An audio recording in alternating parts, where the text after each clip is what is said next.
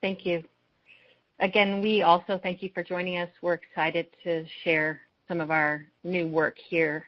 I have told several people that this is one of the most rewarding and exciting projects I've worked on in my career, and so hopefully you'll share that excitement with us after you see some of the work that we've been doing. The way that we started thinking about this project and what the WorkPartners folks brought to this project is the thinking that people in their natural habitat, like cars on the highway of life, deal with all their issues at the same time. So health isn't separate, life isn't separate, work isn't separate. And we face performance problems or injuries or risks or feelings of stress all intermittently throughout our life experiences every day. And not only do they happen all at the same time, but they come at you sometimes intermittently or suddenly, and life can change with a new symptom or a new circumstance or a new family issue. So as we looked back at the way that the health promotion industry, the corporate health industry has looked at the world for many decades, it started with this idea that if we looked at health risks and health conditions in a certain way, it would lead to an understanding of healthcare costs. When actually, in reality, it isn't just this nice, simple, straightforward line. It looks a little bit more like this, where it's not just the conditions, but it's how you focus your efforts on managing your health within the context of financial stress or coping problems or work challenges or job changes or family problems, and that those things lead not just to cost, but all of the outcomes, including the potential for injury, absences, turnover, and the effect of people's work performance on customer outcomes and business outcomes. So as we think about this, we want to talk today about three different areas. First, I will explain a little bit about big data, what that means, and how it's being used in this project. Andy Yohe will be talking about a really cool, that's the best way I can talk about it, a cool and unique way of integrating the outreach as a result of this prediction. And then Dr. Mike Parkinson will talk about the business value for UPMC as the ultimate client of this business endeavor. When we talk about big data, it's a jargon term that's thrown around a lot, and so we thought it was helpful to help people understand what that means. So first of all, big data means that you have a bigger perspective in time. So you integrate information historically in a way that you can build on it in real time and use patterns that you notice over the past to proactively predict what happens in the future. And then you continuously iterate so that you get better at that. So the first perspective is that there is an ongoing time perspective. The second thing that big data means is that we can integrate a variety of different sources at the individual level. And it means that you don't just aggregate information for a one-time project, which is what's often done, but instead you refresh it automatically, keep it up to date and current, and this data platform has information that is current no more than 30 days. That's the longest one due to run out on claims, but everything else is up to date closer to 10 days or less. That we can link it not only at the individual level, but the business unit level or the facility level or the location level, and that dedicated analysts are there to use the data in real time. It means that as you integrate, you're not just talking about medical data and human resources, but also information about the job the person does, what kinds of injuries and absence there are, what programs they're actually using that are already available through a health plan or an integrated delivery system, the payroll, patient outcomes, financial outcomes for the business, the social risks that people face in their everyday life, and how they feel about the job. So we actually figured out that we're looking at over 20, maybe closer to 25 different data sources covering a whole variety of aspects of life. And when you put those things together, you can ask different sorts of questions. So do the job characteristics that a person has influence whether or not they're absent more? Might be one question. Or how do the social determinants that they face in real life affect how they use care? There's literally thousands and thousands of questions that we can ask, and it's becoming, now that the platform is built, more of an exercise of prioritizing just the right business and health questions to ask, as opposed to how do you structure the data to answer them. Part of the reason that big data analysis is possible is because of some technological advances that we've had over the past few years. So to point out a few, the power that computers have, the speed with which they can do the analytics has changed. So apologies, everyone. I'm not sure why I'm having technical difficulties. So besides computing power, we also are seeing such inexpensive storage space where literally a gigabyte of storage space in 1994 cost $100,000. I know because a business where I was actually purchased that. And now we get those handouts as giveaways at conferences, 5 gigabytes in a little thumb drive. So we have made such big changes in what we are able to do that in addition to having the computing power and the storage space, there are also now statistical methods that take advantage of all of that power. And those statistical methods are also being made available open source and reinvented as we speak. So our analysts, as one example, last fall were using methods that had been invented only a month earlier. And those are available not in the old packages, and they're not representing what were in our textbooks even 15 years ago. They're all new. So what that means is that where we used to have to restrict the number of variables that were in an equation that we could predict, and they couldn't be related to each other, we can now put 1,000 variables on 50,000 people over what is literally 50 months of history with short lags and rerun them iteratively until we get much more accurate prediction. So the last bit about big data, because often people have difficulty understanding and realizing what this really means in terms of computing and analyzing.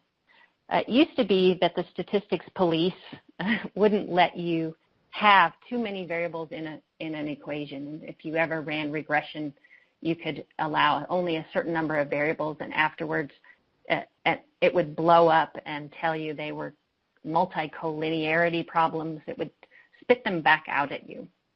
Well, what happens now is that the computer is able to take random samples of all of the predictors in small bits and run it 30,000 or 40,000 times to identify which of the individual predictors are most useful in combination with which other ones. So it runs that kind of iterative 40,000 replications as you wait and brings it back in a display that is useful and clear to you and allows you to make much better predictions and much more unique discovery. So to give you an example of what we started to do with this information, and the analysts at WorkPartners, we asked the question, could we predict a person who needed support by what they were experiencing over time? And one of the areas where we knew there was an issue was mental health. And these statistics will not be surprising to any of you, Almost 95% of organizations believe that stress is an issue. The CDC estimates that mental health has a greater cost overall than all workplace injuries combined. And there's been at least a couple of estimates of somewhere in the neighborhood of 200 to 300 million workdays lost per year in mental health issues. So we looked specifically at the population of UPMC as employees, and what we determined was that the percent of integrated costs that are specifically for mental health services. So if we're looking at the group health cost of the medications and counseling services, for example, that are attributable to mental health specifically, it's only 4.7% of those hard costs. However, those 4.7% of costs are attributable to almost a third of the population having one type of service or another. And if you look at the total integrated cost in terms of medical, pharmacy, absence, disability, and productivity, they actually produce 3/4 of the total integrated cost. And what we found is that people who were facing mental health issues on average had 6 extra days of unplanned time off or sick leave. So we knew this was an issue, and it was a worthwhile issue to look at. And so we asked the question, could we predict from what we knew in the integrated database, who would have a new mental health claim? And the way we defined new is we said they didn't have a mental health claim of any kind for 2 years. Would they have a claim in the 3rd year? And we're not focusing on psychoses and serious bipolar disorders. We're talking about mood issues, early depression, anxiety, and adjustment reactions. So what we did was we started with a premise that what if we only used group health data? And the way we do prediction is you split a population in half or in 2 parts, and you do a test equation to figure out your predictors on one, and then you apply it on another test group to see whether you're accurate or not. So what we started with was group health data. And on a population of 15,000 people, we used group health data to predict who might have a mental health claim. And out of 15,000 people, our model only predicted 12 people. And when we tested it on the verification population, we weren't even right 60% of the time on this tiny group. Really, really poor identification and quite poor prediction. Then what we said was, what if we added a recent health risk appraisal? And we actually got a little bit better. We predicted 45 people who we thought were likely to have a new mental health issue, and we were 67% accurate. A little better, but still not very many and not as good as we would like. So then what we did was we created a longitudinal platform of HRA that looked at how frequently a problem existed, how much that problem changed over time, and whether or not they were experiencing new issues. And we got even better, and we identified 138 people, and we were accurate almost 80% of the time. Well, we took that as our baseline, as a typical way that we might, let's say, in a well-being model, look at how to predict people. And we started with that. And to that longitudinal historic HRA prediction, we added human resource data. We added workers' comp data. We added short-term disability data. And we added family medical leave. With this combined integrated method, we actually identified over 400 people in our verification population, and we were accurate little over 80% of the time and could identify 325 accurately.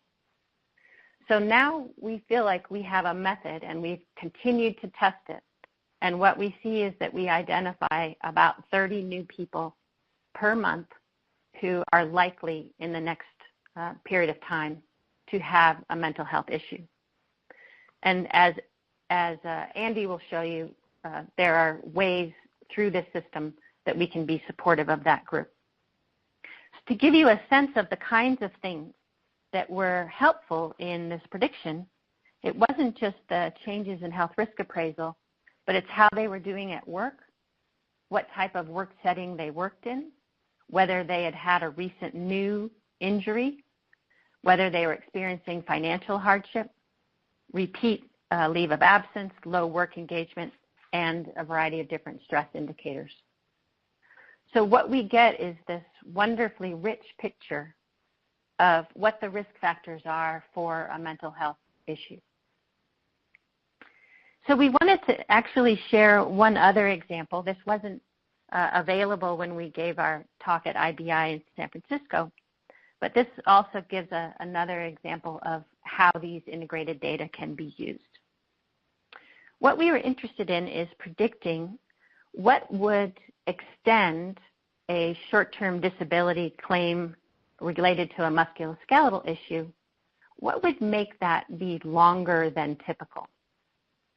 And we were interested in looking at non-medical issues. So this does not focus as much on what kinds of other health issues the person had, but what are the other circumstances that would predict whether or not a person is likely to be out longer than usual. And what we found was there were 4 or 5 quite strong predictors. Age, which you would expect as an older age, you might have more complications. Whether or not they worked in a department that had high or low engagement, in this case, having lower scores on how people felt about their department was a predictor of longer duration. Their work schedule, which was fascinating, a variety of things, including weekend hours and overtime, and then previous patterns of absence. So we statistically clustered these groups and identified 3 different clusters. The first one, and to read this graph, what this shows is the days since they went out on their first day of disability, and it progresses over to the right. And on the left is the percent of people who are still out on that date. So our typical main cluster of people is what we would call this basic usual group. And in this group of people who had a musculoskeletal problem, and we had picked musculoskeletal issues that all had a typical duration, median duration of somewhere around 50 or 60 days. And in this group, half of the people had returned within 60 days, and only 12% were still out after 100 days. And this is about 65% of all of the people who had gone out for musculoskeletal. Then there was another cluster. Again, this is based on their work schedule, their age, how much they like their job, and what their absence patterns have been. And you could talk about these folks as the quick return group. So half of them have returned in 40 days, and 12% of them are still out at 100 days. So this group, we can probably identify in advance that they're going to be hustling back to work quicker than most. And that represents about a quarter of those out on disability for these reasons. And then lastly, we found a group that has extended duration. It represents about 1 in 10 of those that were out, and they were older, disliked their job, had much more what you might call unusual work schedules, and so they ended up staying out much longer. So only half of them returned. It took them 80 days for half of them to come back, and at 100 days, a third of them were still out. So now we can identify these circumstances that put someone at greater risk of being out for an extended period of time. So I hope these findings are interesting to people out there and to illustrate how important all of these integrated data sets can be to the kinds of prediction that we're trying to do. So I'm going to turn it over to Andy at this point. And again, apologies for the technical problems. Thanks, Wendy. I think it just takes a second for us to transition control the presentation.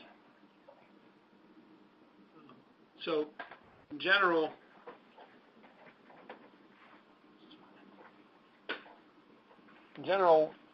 you know, it's very exciting to see the analytics continuing to progress and everything that it can do.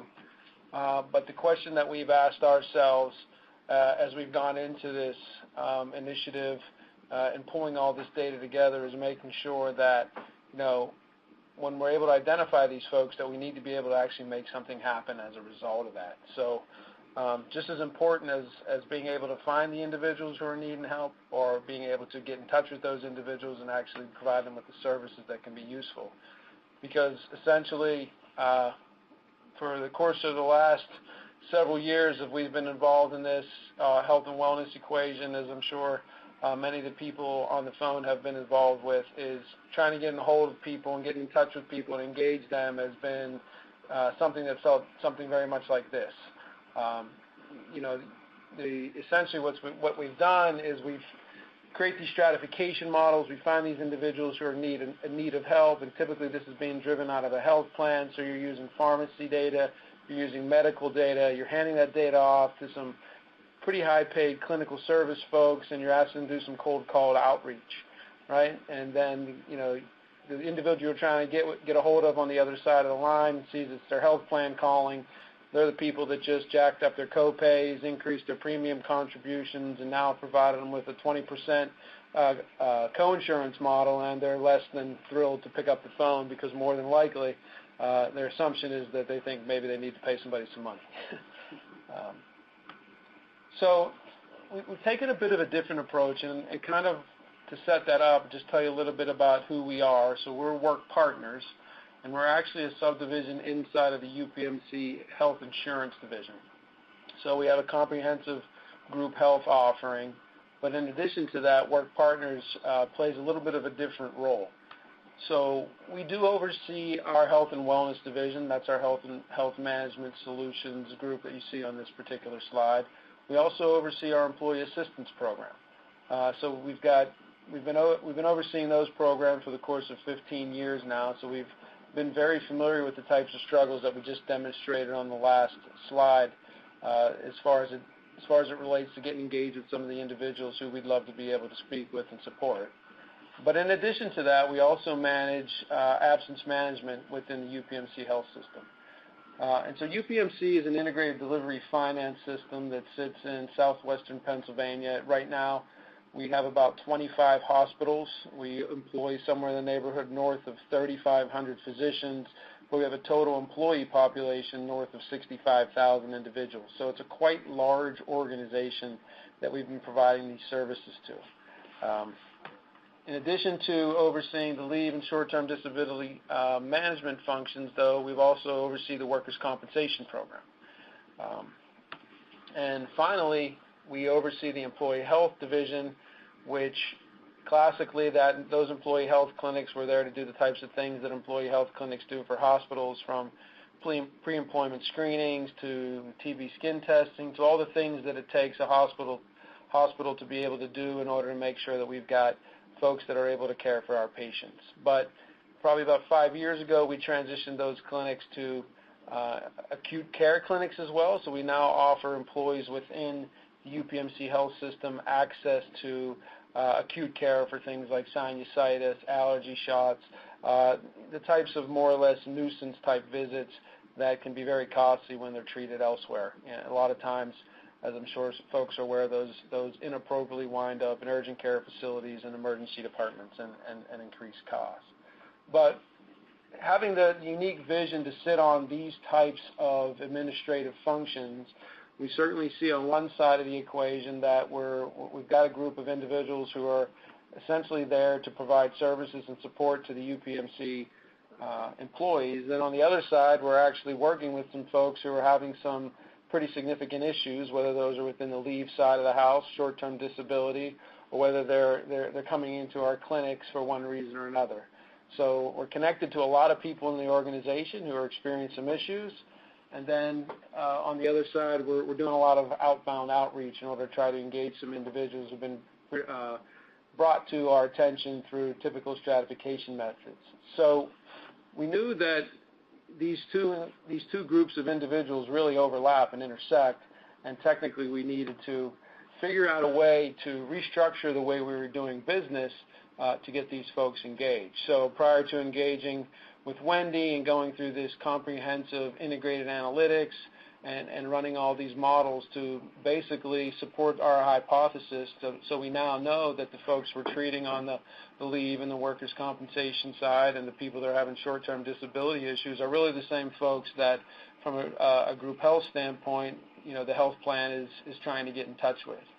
So we set out on a mission to really redefine the workflows that we have, to really interconnect all the programs that we have and utilize the data that is being now developed in a rapid basis through our integrated models to maximize the value of all of these programs. And so if you think of what that really means now, is it's created a fantastic engagement paradigm for us. And we're now in a position where we are able to solve that model of the trucks running over the guy that's reaching out to try to engage somebody in a disease management program. And if you look at it just from a numbers perspective, so sort of playing on the transportation analogy that's been running throughout the course of this presentation, if you think of each one of these opportunities to engage somebody who's in need of service as scheduled stops, if we just look at, prior to the whole integrated focus, if we just look at the opportunities that we had to engage the UPMC population in just running a classic wellness program, and we've done the math, we've done the audits to know that we have about some 40,000 opportunities based on the various programs and things that we run within the system as it relates to our wellness initiatives. So we got people bouncing out, they're hitting off of our website, they're connecting to us in various ways, maybe they're engaged in a weight management program, but we've got about 40,000 opportunities where we can connect to somebody. But if we want to start taking advantage of all the other opportunities we have, then we start looking at all the other places where we're engaging with these individuals. One of those places, as I mentioned, is in our employee health clinics. So, and those now have been converted over to acute care clinics as well. So for those 65,000 employees, we get about 150,000 people walking through there throughout the course of a year, which really represents 150,000 engagement opportunities for us. And then if we add in all of the workers' compensation, short-term disability, and leave administration components to it, we see that we've got another 60,000 opportunities to engage our employees. And that's not because we have 60,000 workers' comp, short-term disability, or leave claims, but when someone's walking through one of those doors and someone's engaging us from a workers' compensation or a leave standpoint, we don't just have one opportunity to engage those individuals. There are multiple points in time where they're actually inbound calling to us to ensure that the administration of those services is being handled appropriately. So we have multiple opportunities to connect with somebody. And as the data has showed us, that the individuals who are experiencing these issues are those individuals who are driving high costs through the organization and have the types of modifiable conditions that we're attempting to utilize the other services that we have to offer to mitigate the overall cost from both a medical and a productivity standpoint. And so just to go at one step deeper into the multiple opportunities paradigm, if we think of a leave, for example, so somebody that's going out for a family medical leave, they are reaching out to us because they got to file their application. So they're either doing that online or they're calling our intake number, speaking with one of our intake specialists, and beginning the process of setting up their family medical leave. And then they're going to reach back out to us because they got to provide us with a medical certification. And then they're going to be reconnected to us because we're going to be administering a decision on whether or not we are going to approve or deny that leave. Assuming that we approve the leave, and perhaps it's an intermittent leave, they're going to be calling us from time to time because they need to take some time off away from work. So we have another opportunity in which we're speaking with somebody. They may want to call us back up and find out, well, how many more hours do I have left on my leave? And we're in a position to give them that information. or they may need to go through a recertification process because their frequency and duration actually has been a little bit higher than was initially anticipated. And so now we've got to request an additional medical certification. We've got to get back in touch with that employee and get things set up so that everything's running appropriately. And then finally, when they're going to go and return to work, they reach back out to us so that we can push them through the return to work process.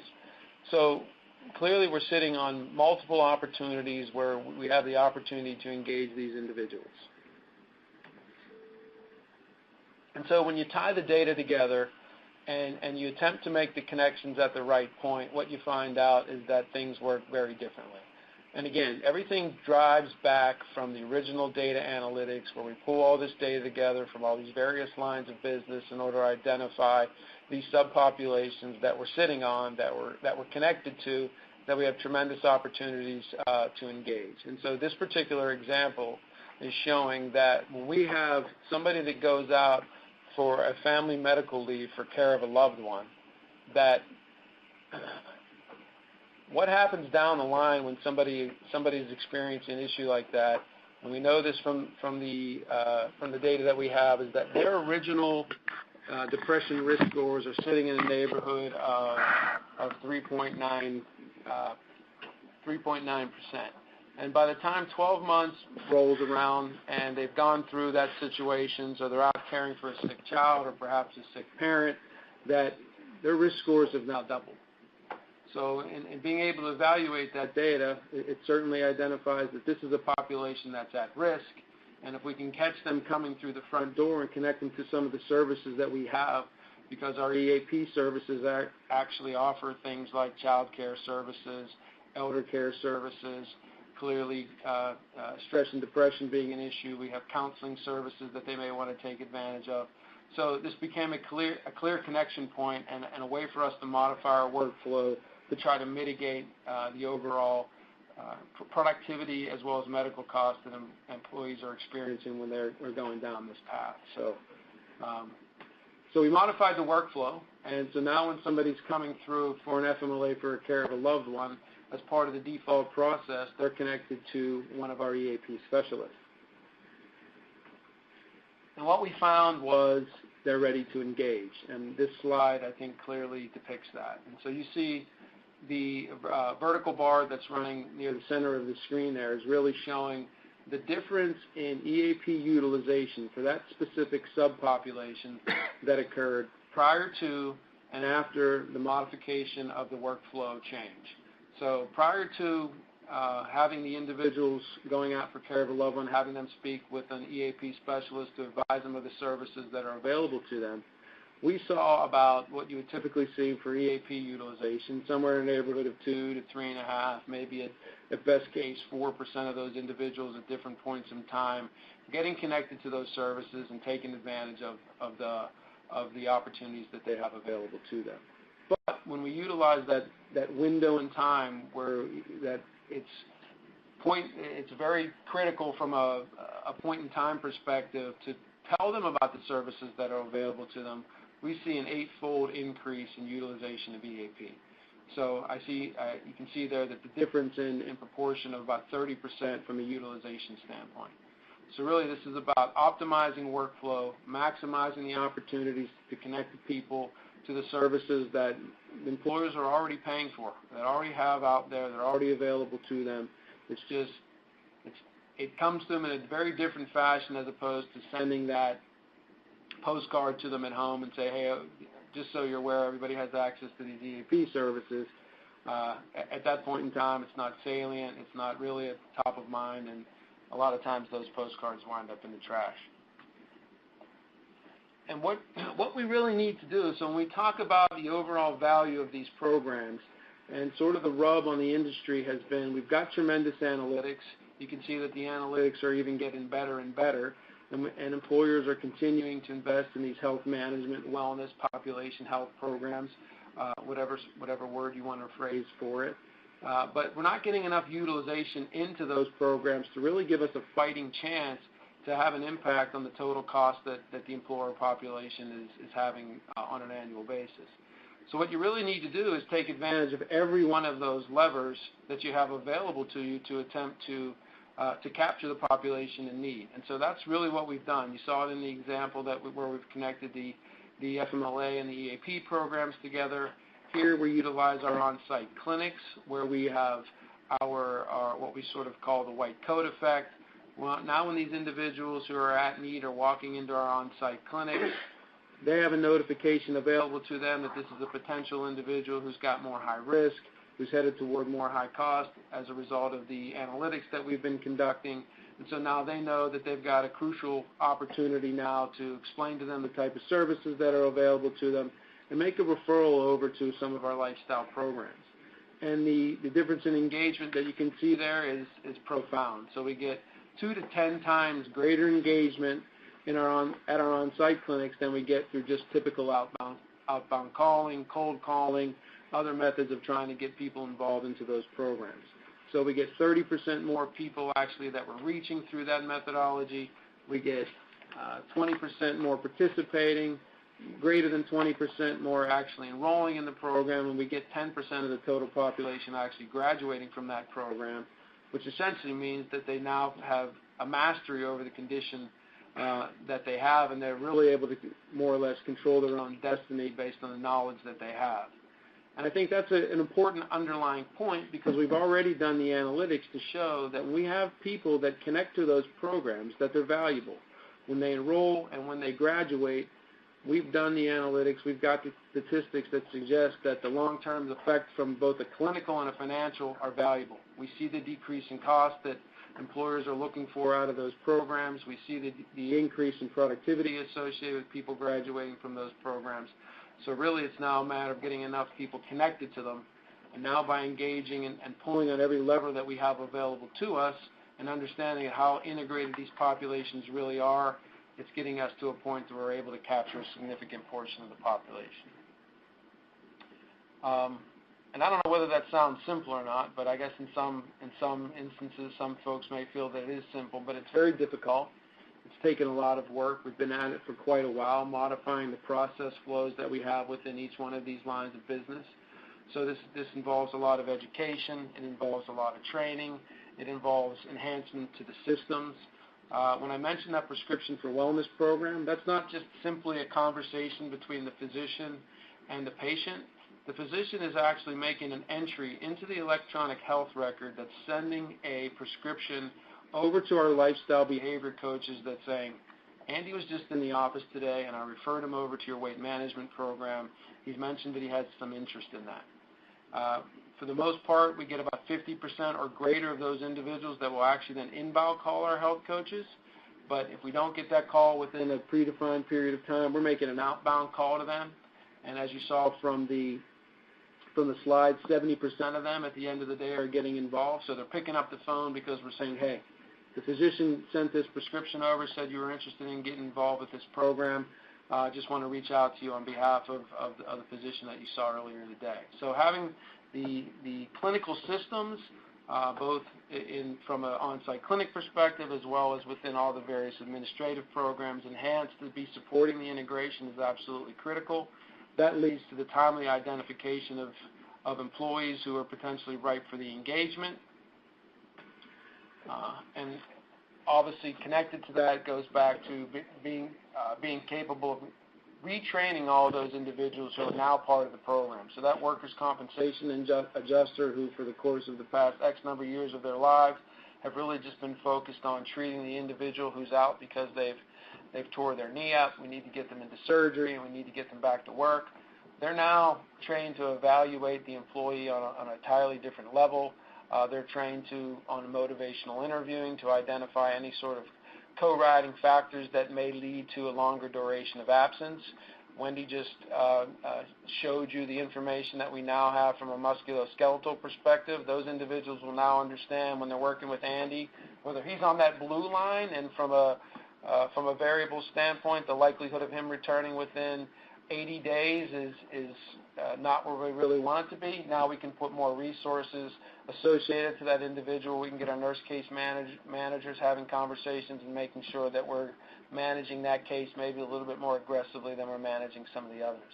So putting all these workflows into place and really optimizing your entire integrated delivery system is actually critical to being able to drive results. Just hitting back on the mental health population that Wendy spoke of, where we can now identify 325 people out of 400. The connectivity that we have with these various programs and the whole integrated nature of both health and the other programs from a comp and leave perspective is huge. 75% of those individuals that were identified, we were in contact with through one of our programs within a 12-month window of the event actually occurring. So they're coming through all these various doors that we're managing from a WorkPartners perspective, and you have to be ready to take advantage of the opportunity to engage no matter where they're at. So in the specific case that we're just talking about, 40% of those people walked through our FMLA door. 7% of the 325 we were connected to through workers' compensation. 11% came through one of our disability doors. 13% walked through our on-site clinics. 12% were actually engaged in some of this general wellness programs that we had going on. But you've got to have all of your operations in place. You've got to have all your levers ready to be able to pull. You've got to have the notification system in place so that you can identify these people and take advantage of the opportunities that you have to engage in. But there's so much integration that you're going to have these opportunities and just need to be ready when they come. So operations and integrations just as important as the data. And now I'll turn it over to Dr. Parkinson, who will talk to you about the impact that this has had on UPMC. Thank you, Andy. I'm going to summarize here in a little under 10 minutes or as quickly as I can. What's the value to the employer? I'm going to be wearing the employer's hat in my perspective here for this large organization and try to connect the dots, if you will, between the analytics that Wendy talked about and the early intervention strategies way upstream of traditional intervention points. How does that create value for the employer, and how do we emphasize it here as a large healthcare system? What do we think lessons we can learn to share with other employers? You know, as a physician, I love this cartoon, an overweight patient and an overweight doctor in a busy 13-minute visit. Give it to me straight, doc. How long do I have to ignore your advice? We're in a sea of essentially unhealthy behaviors, minimally 30% waste in healthcare. Some people think it's even higher. Unless we have a new intelligent way to use analytics and to engage earlier, we're not as a business going to be able to do the business of healthcare as well as we should, particularly under declining reimbursements. Andy said before, we're over 65,000 employees, 20 hospitals. We have an insurance division, very complex organization. But as a business, we need healthy, productive, ready, and resilient people in order to drive the business and take good care of our members. Any employer has to align the business of the business, which in our case is the mission and vision of UPMC. You can read it here. It's to provide a transformed healthcare platform, the right care in the right way at the right time, ideally through healthy and engaged employees taking care of our families in new and different ways. So aligning our mission to the business of creating healthier, engaged employees and the families is what the value proposition as an employer is to the analytics and the early intervention strategies that we talk about. The Institute of Medicine spent 2 years, I was fortunate to be part of that body, that defined what is a healthy workforce. So as an employer, we strive to use metrics in all 4 of these domains. My employees are healthy, exhibiting optimal health status, minimal risk factors, minimal illnesses and diseases and injuries. They are productive, meaning when they're at work, they're maximally focused and productive to their job, to their work unit, and to the organizational mission. They are ready and able to respond to changing demands, whether that's additional shifts or a local crisis that might be occurring in medical care. And after a setback, either personally, family, or organizationally, they're able to bounce back. So an expanded notion of a healthy workforce is something we use here every day at UPMC. Because when we deliver healthy, productive, ready, and resilient employees, we deliver on the mission of the UPMC broadly, no matter which work unit you're in. We also are quite aware as an employer that we live in Western Pennsylvania, which frankly does not have the best health metrics in the country. Out of 14 economic regions, we rank near the bottom in obesity, fatal heart attacks, and diabetes. So we know that the magnitude of our effort has to be stepped up, and the challenges that we have as an employer are sometimes greater than some of our other competitor health systems that might be in our region or might be in other areas of the country nationally.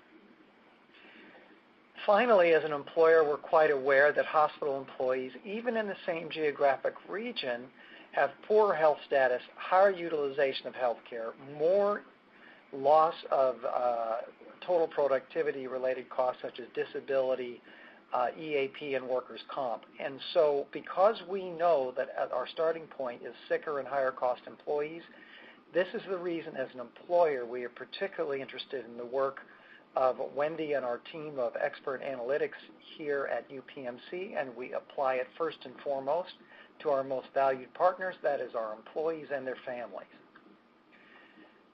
I'm a firm believer that if you don't know where you're going and you don't have a roadmap to get there, that all you're doing is drowning in motion. So in 2014, we published, actually in 2013, we published in the Journal of Occupational Environmental Medicine a roadmap that we use to help employees and their families understand their health and care, improve their health and care, and partner with their doctor in new and different ways.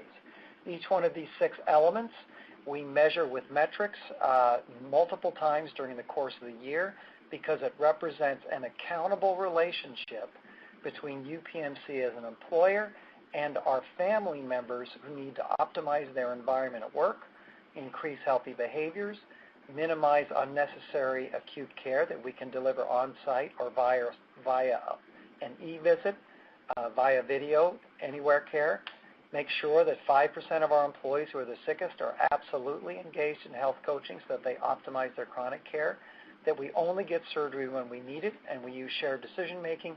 And finally, as Andy indicated, that we get our employees back to functional, rewarding, motivated work in the shortest possible time. How do we speed transitions from care to home to work so that we get the healthy, productive, ready, and resilient employees that UPMC as an employer needs to thrive? To that end, we've developed a trademark Health and Productivity Performance Index, which uses many of the best aspects of national instruments so that we reflect at a business unit level how the leadership of that business unit is creating the right environment for our employees to be able to grow and thrive. Obviously, this model requires consistent, deep, across-the-board collaboration. All of the data elements that Wendy talked about and that our team here has built require trusting relationships between oftentimes silos in our own organization. Data owners come from all aspects of the business, and I can show you here of the 25 data sets that we've collected. It requires personal relationships with commitment with a common goal as expressed in a healthy workforce and the employer health and productivity roadmap. Educating leadership is key to help both top-down and bottom-up embrace of this vision. All roads lead to better performance. Regardless of where you sit in our 65,000 employee system, we know that in order to compete and to thrive in the business of healthcare in 2017, we all need to be at the top of our game.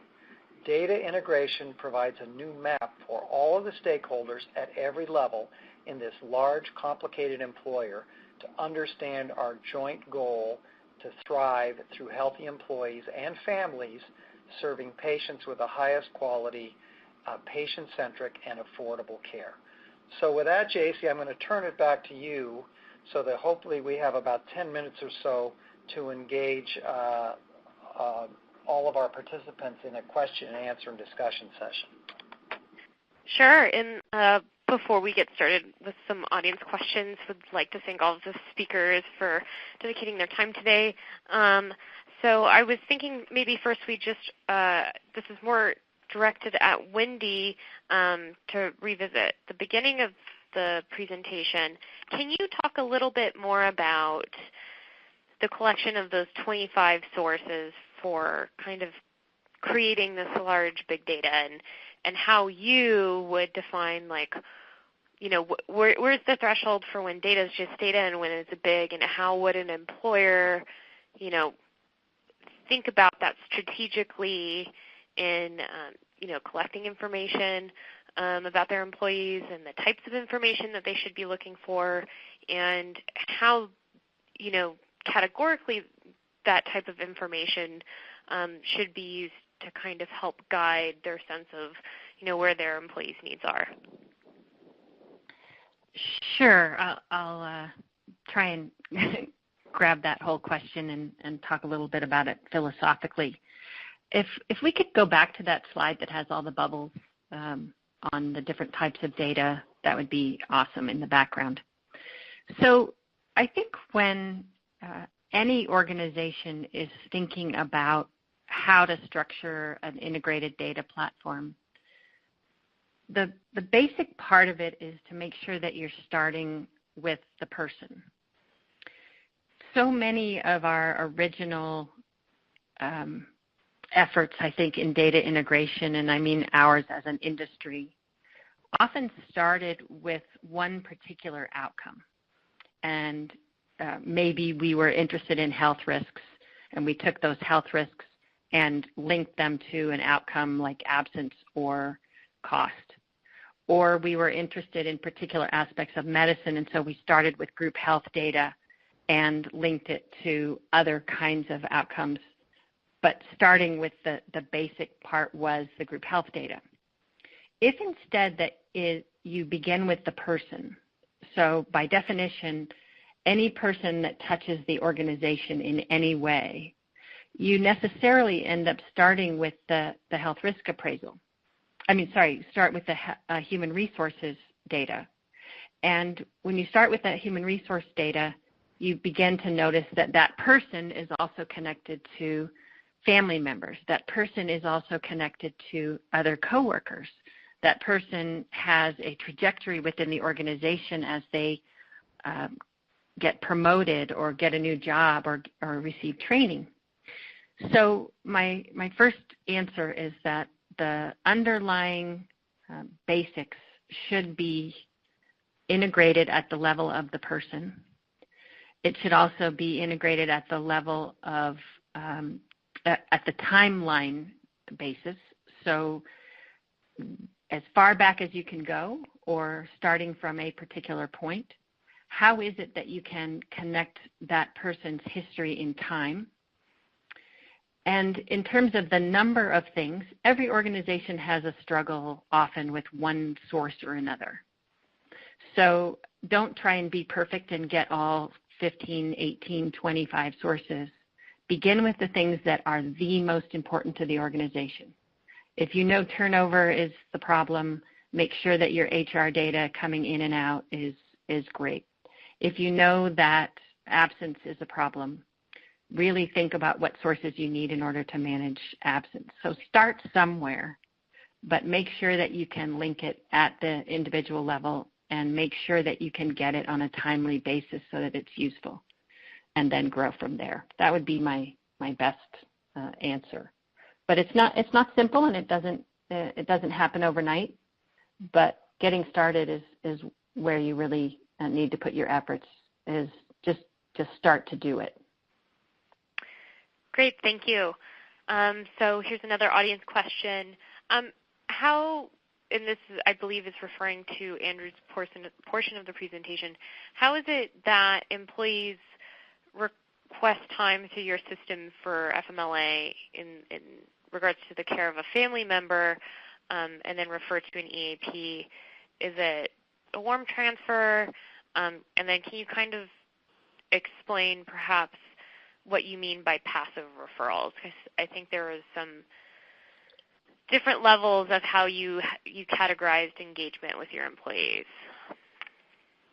Yeah, so employees can report FMLA via an intake line, which to your point, JC, there is actually a warm transfer that occurs over to the EAP specialist, but that's a very benign warm transfer that from the perspective of the individual reporting the FMLA is just part of the overall process of intake for an FMLA. So that's where we generate the engagement. That's where we are making them aware of the services that are available to them as part of that intake process. On the flip side of that, given the fact that we're dealing with 3 generations of employees here within UPMC, from a technology standpoint, you can also report your family medical leave that way.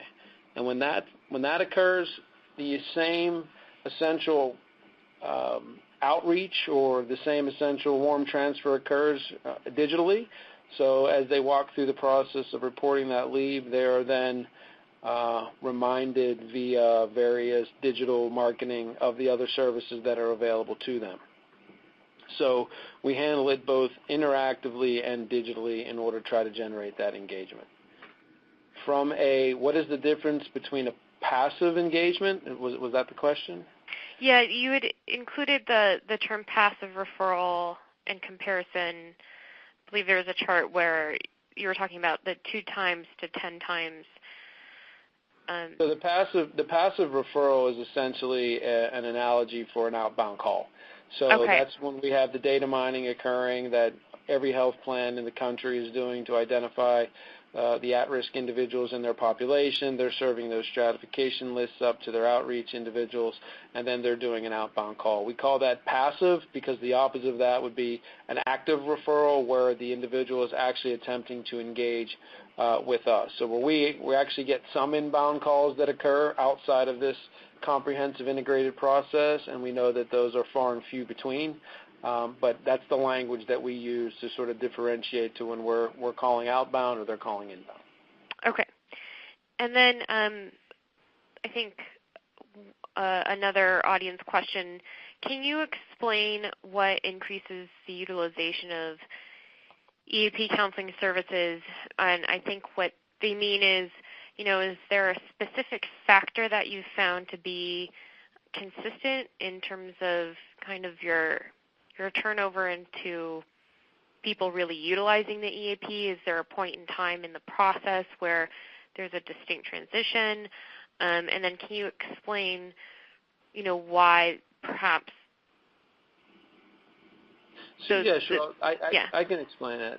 So the numbers that you're seeing are really just, and I showed the 7 points of contact that will obviously exist within any standard family medical leave. But the numbers that you're seeing are just related to intake. And so what are they utilizing and why are the participation numbers jumping up? Well, I think in general because the very virtue of the fact that it is a family medical leave of absence. And as we know, we have some very specific services that are there to support those individuals, from a child care support services to elder care services. So a lot of the engagement with the EAP are getting connected to those resources to identify the types of facilities that are out there to help support the path that they're on their way down to. But in addition to that, we know that out of the total population that's become engaged through the intake piece, that we do see about 20 to 25% of them actually engaging in our counseling services, which from our ability to mitigate stress and depression and time away from work, we believe will have more of a direct correlation than just getting you connected to some of those other services. But the fact that we're making you aware that they exist at that point in time, we're seeing some of these people coming back and re-engaging us into the counseling side of it as well. Okay, great. I think we have one more. We have time for one more question, which I will have directed at Michael. Can you tell us about any considerations that you found were unique to you and as the manager and administrator of this entire undertaking? And having learned that, what might you recommend to vendors or big data analysts and employers when they collaborate to, begin something on a more integrated and intensive scale? I think this is Dr. Parkinson, and I think that going back to Wendy's first comment, whether you're in healthcare or any business, you have to meet your customer where they are and put all of your jargon and all of your programs and all of your knowledge way behind you. And when Andy says that, so if I'm an employer, I just want us to be sensitive to where our employees are. When they call in, they don't want to know about programs. They need help. And oftentimes they don't know that the help is already there. And so if we take a truly employee-centric view of the world, there is no work, there is no life, there is work life, and it's 24/7 every day of the week. And they have precious resources called their time. And to a degree, we can declutter programs, and we can simply say, how can I help you? They will take advantage of it. And we are finding that eightfold increase. If the doctor just says, I need you to look at the root cause of why you have diabetes or your depression, I need you to engage, they will do it. It's a matter of meeting them where they are, however, and oftentimes decluttering our programs and our silos. Absolutely. So we have to find the right people at the right time and then use a different language and approach. I think that's sometimes hard for people in HR, sometimes hard in benefits, sometimes hard in the employer space to do. But if we abandon our titles and our programs and we just think, what would you do if you were the busy mom with 3 kids with a child who is out of control, you were stressed out because you didn't understand your child's asthma. And then just whenever you touch that person, open the door to the possibilities. They will take you up on it. And I think it sounds simple. As Andy says, it's hard to do to deprogram our cluttered way of thinking and our siloed approaches to these. But if you really just roll up your sleeves and think like a person, a lot of the analytics Wendy talked about, a lot of the intervention strategies Andy talked about, really creates employer benefit. Great. Thank you all for taking the time to answer those questions. Any audience questions that were unanswered, I will happily forward to our speakers. And for that, we're at the top of the hour. We'd like to thank everyone for attending, especially all of the speakers for participating. If you have any questions, feel free to contact the Integrated Benefits Institute. We will be sending out a PDF of this presentation. Look forward to the recording on our website at a later date. As for the speakers, if you would like to be in contact with them, feel free to email us and we'll pass along your note for you. Other than that, would the speakers like to say anything in closing? We just appreciate everyone's time. Hopefully you got as much out of this as we're getting out of it as we go down this path. And as JC said, if you have any questions or there's any other information we can provide for you, feel free to let us know.